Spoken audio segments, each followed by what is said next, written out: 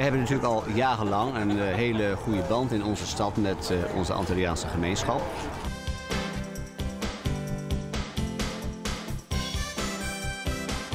Dat is een stuk werkgelegenheid voor Antilliaanse jongeren in Nederland. Werkgelegenheid op de Antillen en een ontwikkeling van de sociale woningbouw.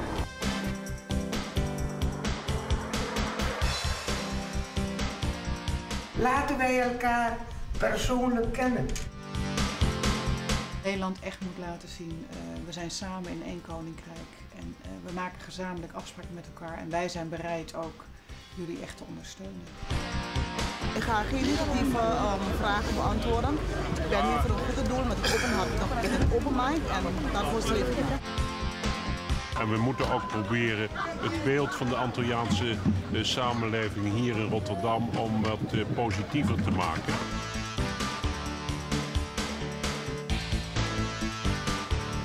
We hebben daar goed met elkaar gesproken, heel constructief. En ja, daardoor heb je in ieder geval al, als je met elkaar praat, natuurlijk al hele korte lijnen.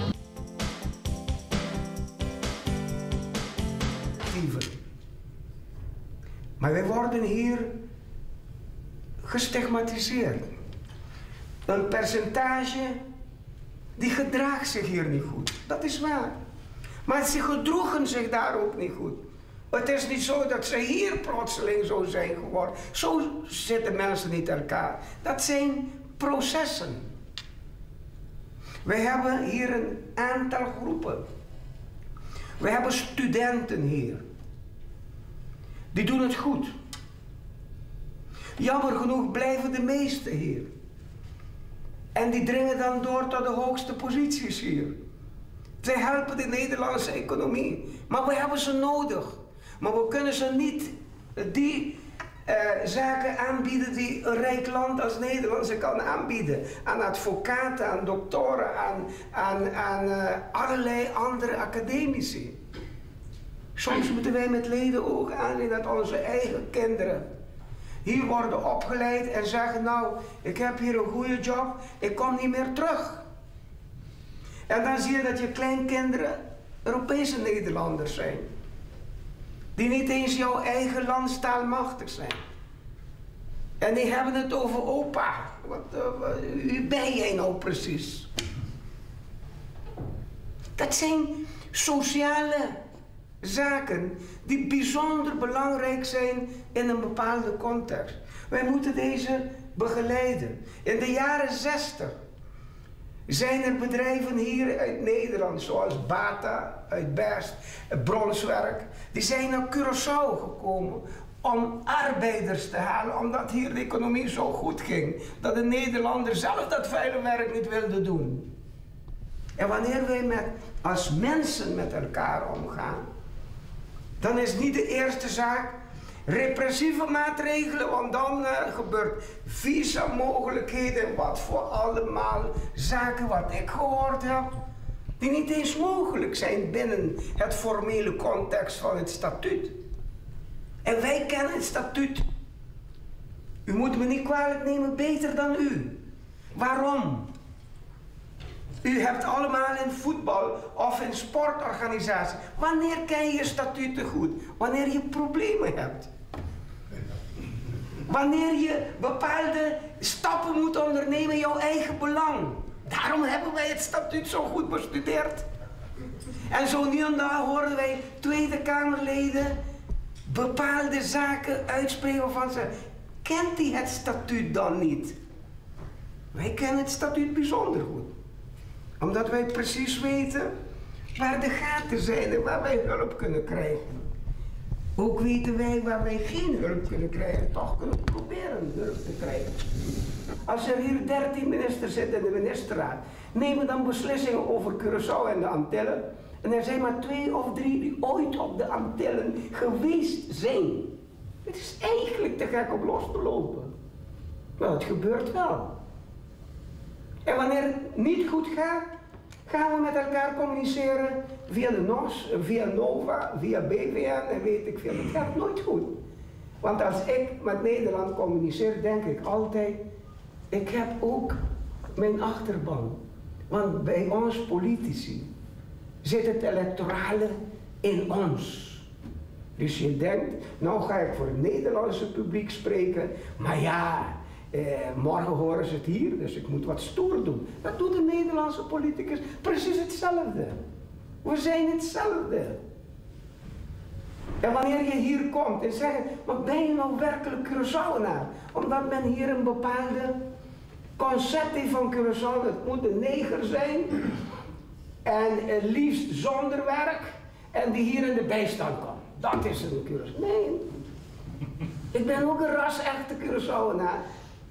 Omdat wij een samengesmolten volk zijn van 56 nationaliteiten. En je hebt ook statenleden die een beetje Chinees-achtig uitzien, ja. Of Arabisch getint, of Joods getint. Ik ben toevallig Venezolaans getint. Latijns-Amerikaan, vandaar dat ik zo spreek. Maar wij moeten elkaar proberen te kennen. En als vrienden met elkaar omgaan. In plaats van te denken aan repressief. Laten wij die jonge lui proberen aan werk. En dat is ook een proces. Als iemand 10 jaar niet gewerkt heeft, kun je hem niet zomaar zeggen, morgen begin je om 8 uur 's morgens en dat doe je de hele week. Terwijl je de hele week om 10 uur 's morgens wakker was. Niet omdat hij lui was, maar omdat hij niets te doen had. Dus dat is ook een proces van gewenning. Wij zijn binnen het koninkrijk. Wij zijn formeel Nederlanders. We zijn anders. Net als een Fries geen Limburger is een Hollander geen Antilliaan. Geen Curaçaoenaar, geen Bonaireaan. Maar we zijn Nederlander en bovendien laten wij proberen vrienden. En vrienden kennen elkaar. En vrienden kunnen verschillen van mening hebben. We kunnen verschillende ideologieën hebben. Maar waar het kan, laten wij elkaar helpen. Niet omdat het in het statuut staat.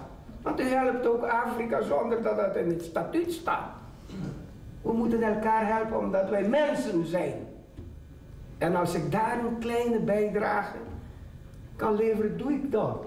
En wanneer ik weet dat hier bepaalde van mijn landgenoten zich niet goed gedragen, dat spijt het mij. Maar dat is in ieder volk zo. Maar het is niet correct om het hele volk van de Antillen te stigmatiseren. Net zoals wij niet kunnen zeggen dat het hele Nederlandse volk op een manier afgeschilderd kan en moet worden. Dacht u niet dat vele ouders op dit ogenblik van de goede studenten duimen dat hun kinderen niet afrolt naar de negatieve kant? Het zijn ook maar jonge mensen die onder invloed staan van bepaalde negatieve patronen hier in Nederland.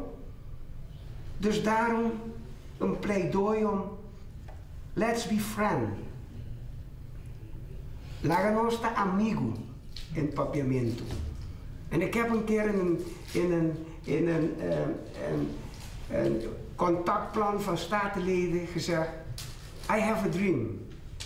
Dat wij hier ooit papiamento kunnen spreken en u daar Nederlands. Of omgekeerd.